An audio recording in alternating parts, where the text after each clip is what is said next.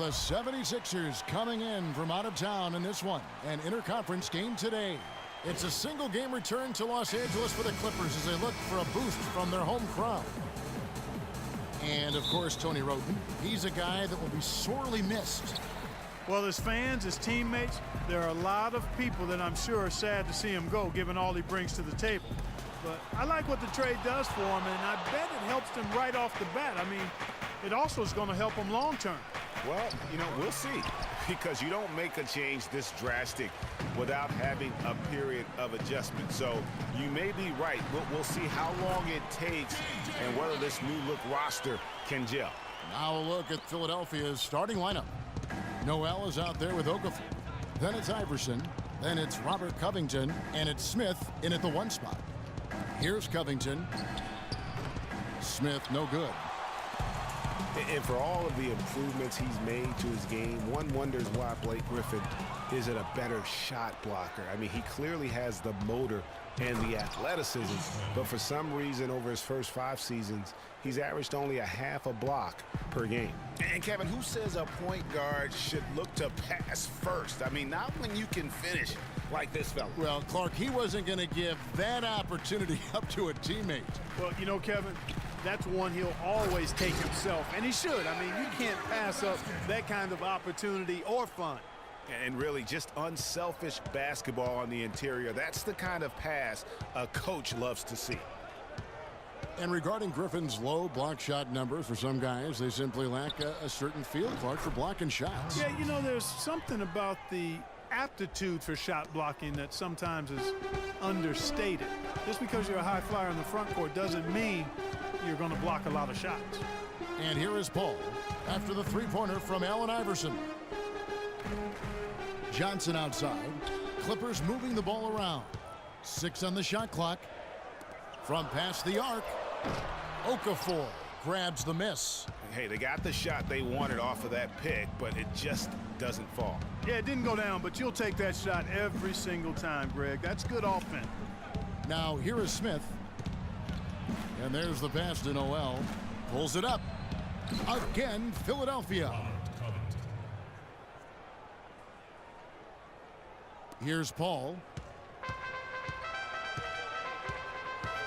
First quarter of ball, almost 2.5 minutes in. Passes it to Redick. Feeds to Griffin. Fades back. That one wide left. And the D does just enough to throw off his rhythm on that shot. Great offensive performance they're putting on. You see the benefit of knocking down baskets consecutively because it leads to the confidence growing and growing. And guys, we call that the zone because that's where they are right now. They are in a zone, and I'm sure they feel unstoppable. And that is good. Paul's got his first points of the game. That is such good work to make this a one-possession game. Terrific steal to get it all started. And it's one thing to get the steal, but to so alertly turn it into a transition opportunity, even better. Now here's Iverson. He's coming off a 13-point game against the Lakers in Los Angeles. Paul with the ball. Now Smith defending. Paul kicks to Griffin. Jordan with a screen on Noel. To the middle, up off the screen, and DeAndre Jordan throws it down. Tell you what, he's not an easy guy to stop when he's got his sight on the rim. Never has been, never will be. He is a determined finisher. Did he just go chop there with that one-hand tomahawk slam? Well, the plan has been obvious now, Clark, for a while. The 76ers really loading up on young players, letting them see a lot of minutes, and they're hoping it's going to bear some fruit, as you like to say, coming up. Exactly, and it will in time because they've accumulated some really nice young talent, Kevin. And with the 76ers, it's not just on the floor that they have stifled the progress. That they've taken 2 top picks knowing they would sit out a full year just to rehab injury. Now here's Paul. He had a 12-point outing in their last game against the Pelicans in New Orleans. He feeds it to Griffin. 6 to shoot. And the shot no good, a bit short. One thing few people talk about with the Sixers, this plan of building through the draft and with young players, What if it actually works to their benefit? Then it would become a copycat strategy, because we know in the NBA it's a herd mentality if something works. Redick passes to Griffin. Paul outside. Picked by Griffin. The Clippers need to get off a shot. Good, and Paul gets the assist. Paul's got 3 assists now in this one. He's trying to get it going offensively, but right now just 1 of 4 to start. Now here is Smith.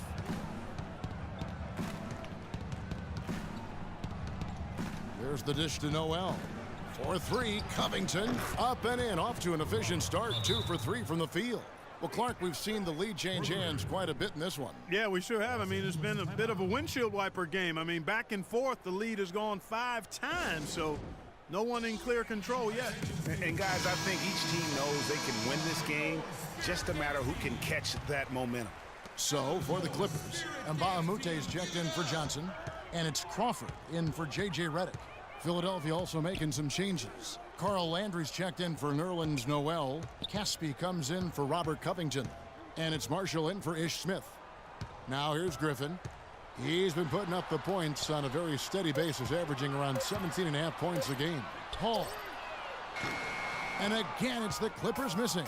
You don't want your best shooter heaving up that shot. Exactly. Even the top 3-point specialists in the league would probably catch heat for taking that shot. Los Angeles has gone 0 of 2 from deep here.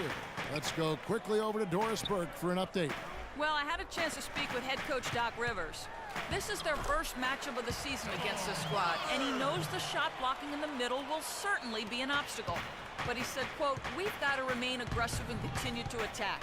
Guys, he said that putting their bigs in high pick and rolls and shooting the open jumper with confidence will be key. We'll see how they do. Wonderful, Doris. Thanks for the report. You know, I think he's right to be concerned about the defense they're going up against today. I mean, it's going to take some creativity for them on offense to be able to score consistently. I think that's their primary concern. I mean, they'd be fooling themselves if they said scoring against this D was going to be easy. And that one's good. This has been a thriller. You cannot say enough about the way these two teams have competed. All indications, Greg, are that this game is going down to the wire. I mean, I'd be surprised, actually shocked, if it ended any other way. Landry, that falls. Great assist by Marshall. Landry's got his first points of the night. Boy, Doc Rivers keeps on leading his teams to successful seasons. A former coach of the year rarely has a season where his team doesn't meet expectations. Now, here's Mbah a Moute. 9-point game his last outing. Takes a shot at the elbow. So he gets the whistle. Contact on the way up, and 2 shots coming up. It's on Carl Landry. Yeah, easy call. Yeah, you can hear the smack all the way over here where we are. And Doc Rivers passed the 700-win mark as a coach last season. He's climbing the ladder in career wins. Yeah, and you know, I don't know that Doc oftentimes gets enough credit for the type of coach he is. I mean, as a coach, he is well over 500 in terms of his career win percentage. And how about over 500 in playoff games as well? Here is Caspi. He hasn't yet put up any points in this one. Boozer dishes to Landry. And here's the 2K leaderboard with the teams that have really been controlling the boards during the past month. 4th, the 76ers. I mean, they've taken their rebounding to another level, getting physical and playing with a ton of energy. And a moment now to quickly take a look at the offensive approach for Los Angeles. They've been making some really nice passes out there. Excellent passing. That could set the tone for the rest of the game. Yeah, they're showing some muscle also in the first half as well, and getting a lot of their points in the paint. Really like the balance they've shown. And the 76ers making a change here. Grant's checked in. Griffin against Boozer. And Boozer with the block. You know, he's been off his game this quarter just a bit. Hasn't been able to get a whole lot to go so far. And here's Marshall from the arc. It's hauled in by the Clippers. Defeated by the Pelicans in their last game. They'll try to put that one behind them. And one of the factors, Kevin, that really hurt them in that game, the lack of success at the foul line. We all know how much those free throw woes can cost you. And it gave those opposing fans a boost every time another foul shot clanged off the rim. I mean, that's an easy way to get the home crowd in your grill. And Philadelphia has possession. Clippers able to drain the three. That's good. And there's a minute 45 left in the first quarter. Paul kicks to Pierce.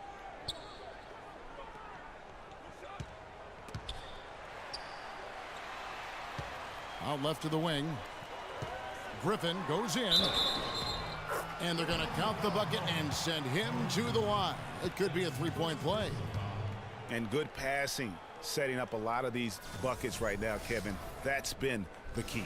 Dime-dropping delights is what I call it. Yeah, it's a nice pass. I will give you that one. Yep, he was on the money, that's no doubt. And the Clippers making a switch here. Wilcox is checked in. Cannon, he's checked in for the 76ers.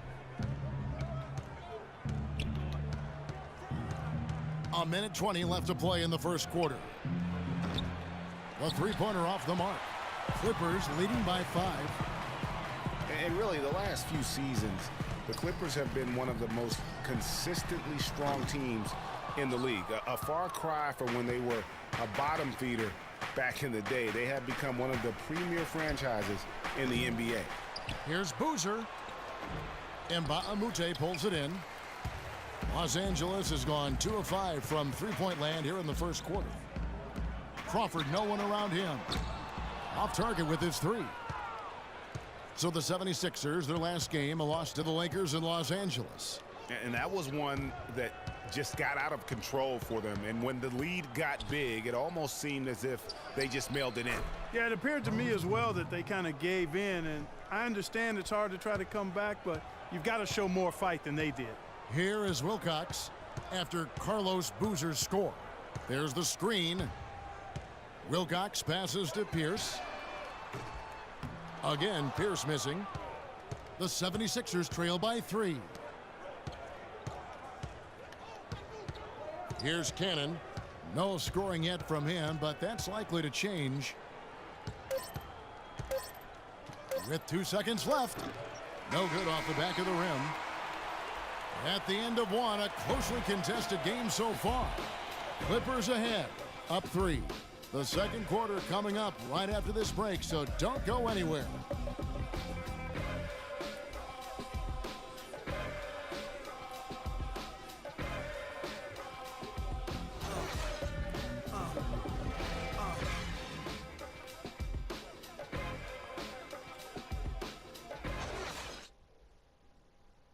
And earlier, Chris Paul told us about the depth of their roster. So important for any team. Our bench is amazing. It's so exciting because when our bench comes in, more often than not, if we're losing, they're going to get us the lead. And if we have the lead, they're going to increase the lead. And it's fun to watch because everybody cheers for each other, too.